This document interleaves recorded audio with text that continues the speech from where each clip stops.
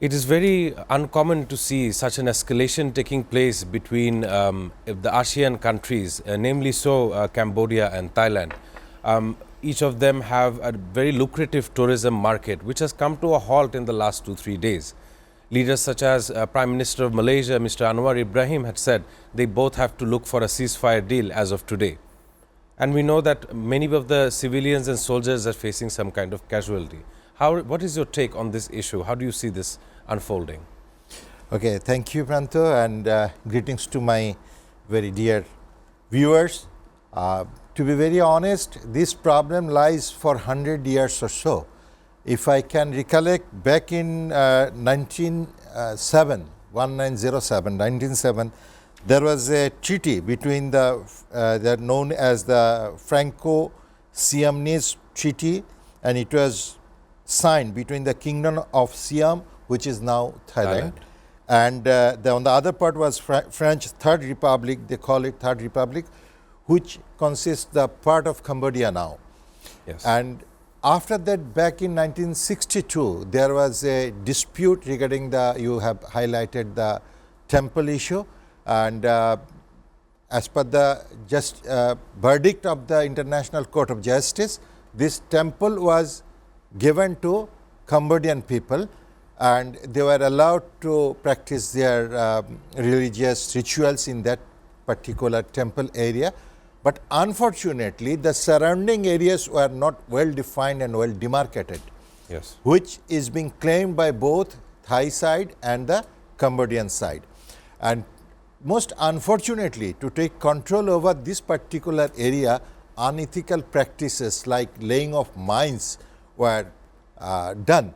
And right now, if you can check back from the history of the particular area, yes, there were many casualties because of the mine laying. Because the mine, you know, that is a two-edged weapon. It doesn't know the friends and foe.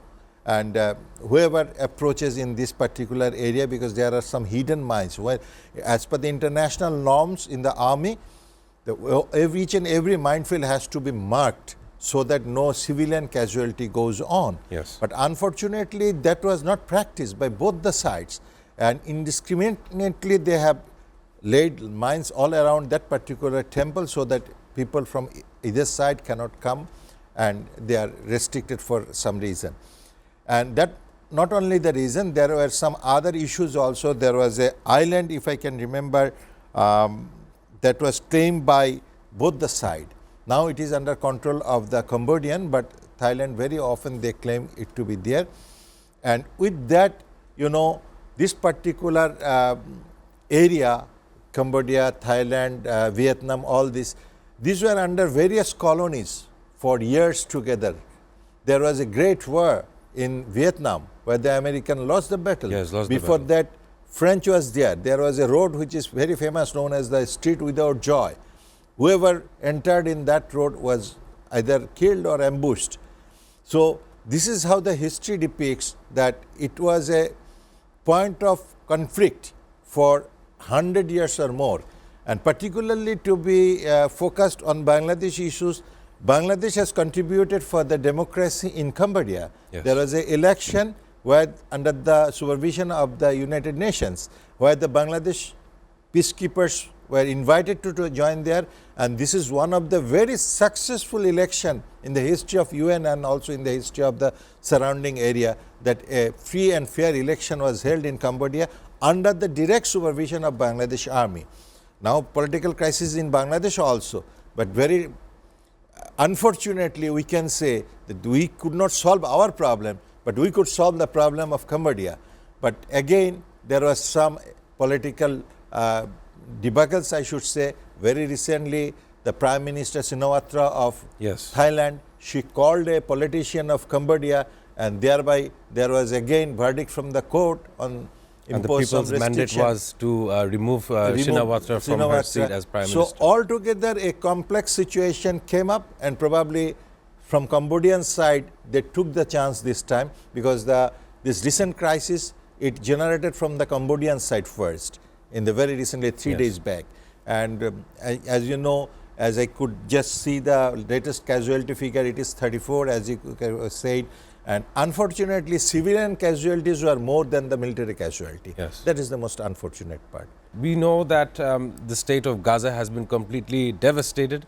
Every day there is numerous amounts of children and women being killed, soldiers also dying on each other's fronts, from Hamas as well as the IDF. And what we know of recent is that Jordan also said they are moving in some of the 8 trucks into the designated routes into the Gaza Strip, with a Western country finally recognizing this Palestinian state. What do you think? It will help the benefit of Gaza in the future days? I'm sure the Europe does not plan to reconstruct Gaza as they plan to reconstruct Ukraine. So what is their stance, if you would like to add? To be very honest, I should say in single sentence that whoever recognizes Palestine or tries to help Palestine will not work much until and unless the Muslims gets united, the Arab Muslims. All, you know, the Palestine is surrounded by such countries which are Muslim dominated, but particularly not helping Palestine at all. That is the most unfortunate part.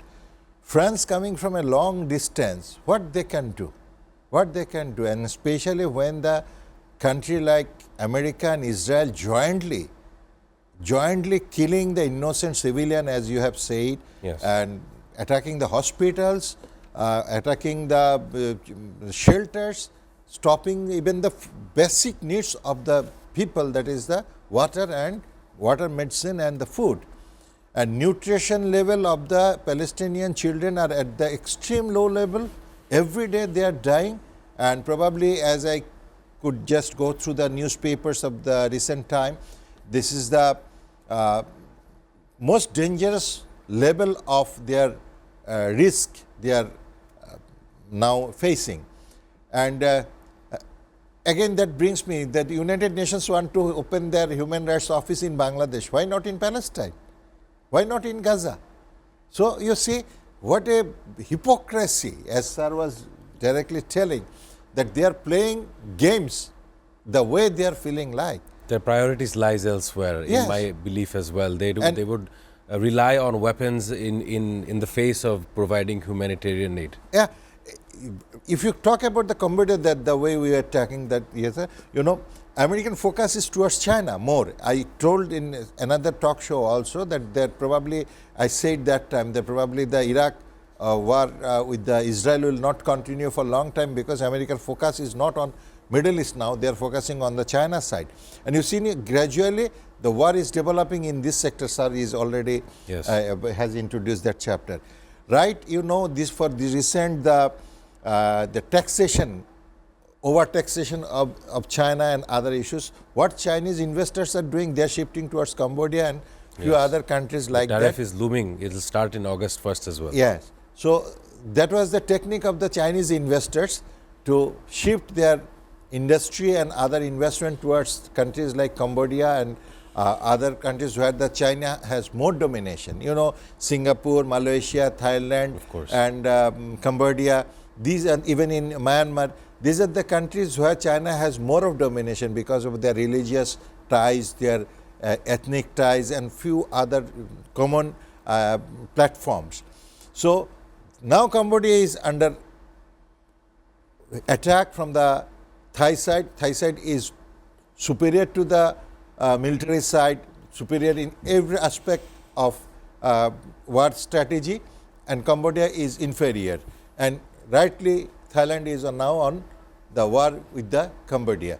And again, coming back to your question, that in Middle East, already Hamas has been given a deadline that you stop or you go for a negotiation within that time. Donald Trump said he has given a timeline. The war will be over in Middle East, especially in Gaza side, but how, that is not very clear. And right now, the war is against the hunger now. It's Yes. not no more with the weapons or with the ammunitions now. Now Yes. people are dying not in the war field. They are just going to collect the food from the caravan or airdropping sides, and mercilessly they are being killed. These hungry people, hungry innocent civilian, women, children and other things. And United Nations, all other Arab countries, Yes. they are keeping mum. Under such a situation, definitely something is better than nothing. This recognition of country like France, definitely that will add some strength to the cause of the world, to the cause and the rights of the people of Gaza.